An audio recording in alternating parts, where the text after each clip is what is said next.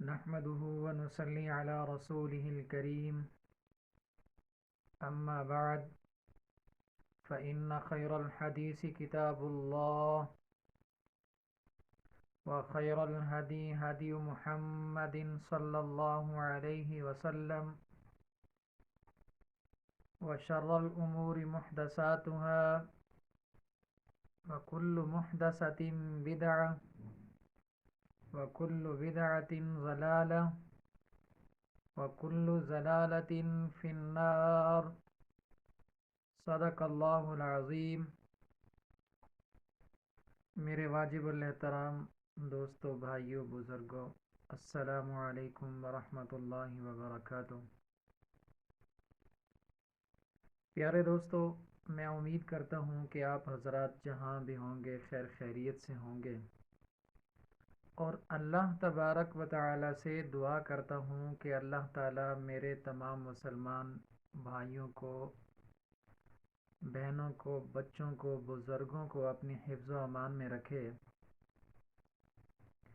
پیارے دوستو، آج ایک نیا وظیفہ لے کر آپ حضرات کی خدمت میں حاضر ہوا ہوں۔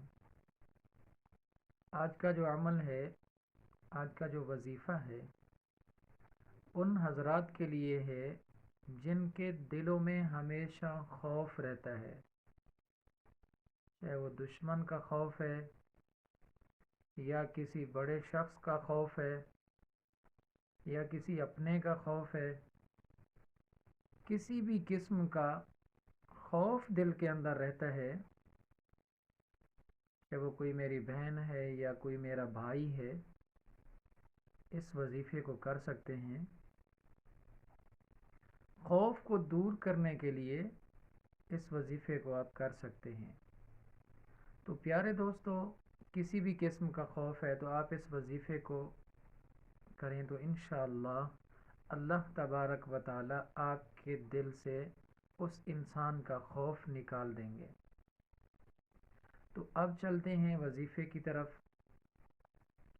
سب سے پہلے آپ نے کوشش کرنی ہے کہ نماز کی پابندی کرنی ہے۔ جب بھی آپ کسی ایسے بندے کے سامنے جا رہے ہیں جس کو آپ کو خوف آتا ہے، جس کی وجہ سے آپ کے دل میں خوف ہے، تو اسی وقت بھی آپ اس وظیفے کو پڑھ سکتے ہیں۔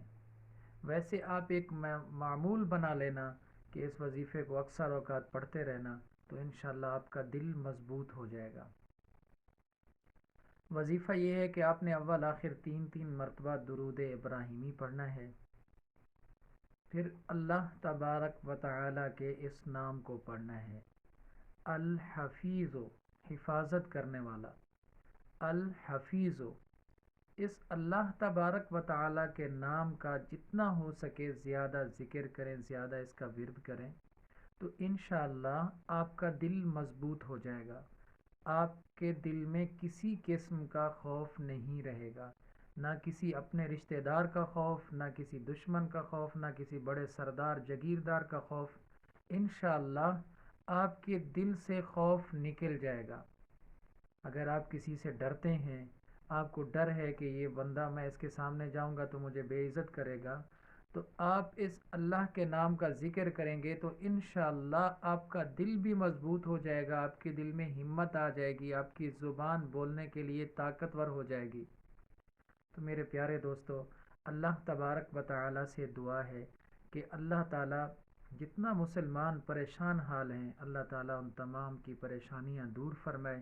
اللہ تبارک و تعالی سے دعا ہے کہ جتنا مسلمان بے اولاد ہیں، اللہ تعالیٰ ان کو نیک صالح نرینہ اولاد عطا فرمائے، اور اللہ تبارک و تعالی سے دعا ہے کہ جتنا مسلمان بیمار ہیں، اللہ تبارک و تعالی ان کو شفاء کاملہ عاجلہ عطا فرمائے۔